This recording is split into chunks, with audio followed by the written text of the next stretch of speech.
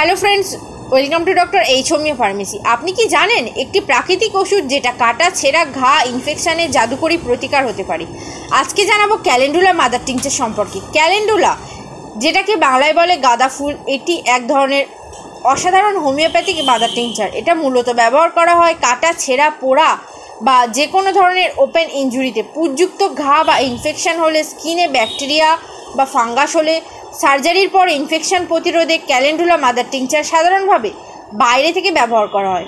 10 থেকে 15 ফোঁটা 1 কাপ ফুটানো ঠান্ডা পানিতে মিশিয়ে ক্ষত ধোয়া যায়।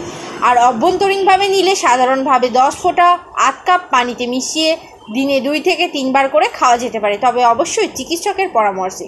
ক্যালেন্ডুলা শুধু একটা ফুল নয়, এটা প্রকৃতির পক্ষ থেকে পাওয়া অসাধারণ ওষুধ।